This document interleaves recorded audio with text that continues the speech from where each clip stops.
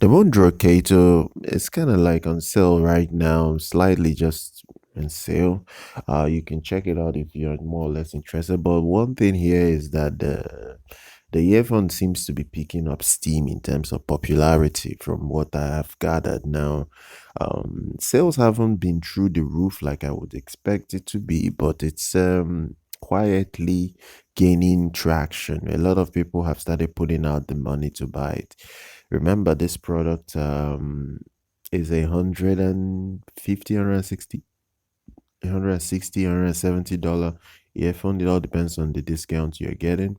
Um, it's it's that product that you know what to expect. The only problem I have with MoonDrop generally is their tuning. A lot of people love their tuning, but mm, something about MoonDrop is not that fun when you listen to their earphones. Their earphones tend to be analytical most of the time, especially when you check out what they've released in the past.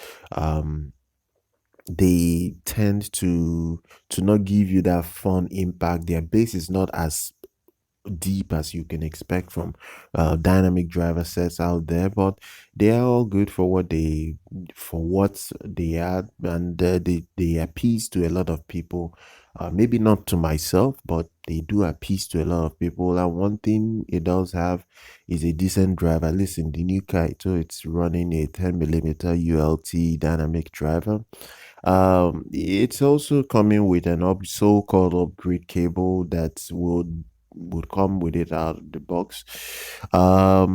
It's 32 ohms in its impedance and has a sensitivity of 123 decibel. I do not put my focus on sensitivity for MoonDrop earphones because they do not really meet that standard.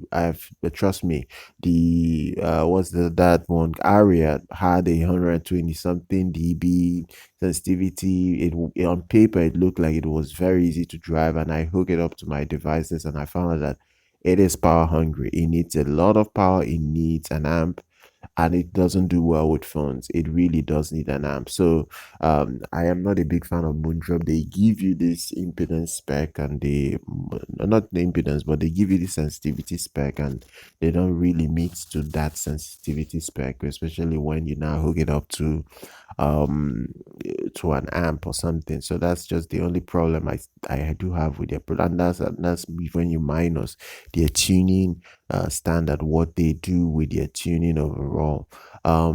Obviously they do follow the whole Harman Kardon, sorry, the Harman targets, the Harman tuning target for your earphones. So I can expect that to be the case here.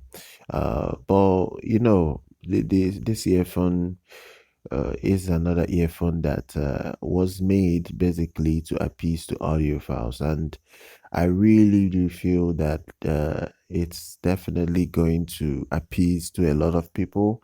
I still believe it may not appease to all other people because MoonDrop tend to have this house tuning that it's not just too general in its approach. It's not like a blonde. It's not like a how will I. It's not like an IBasso. They tend to have this on, and I would say too boring. Most of the time, too boring tuning.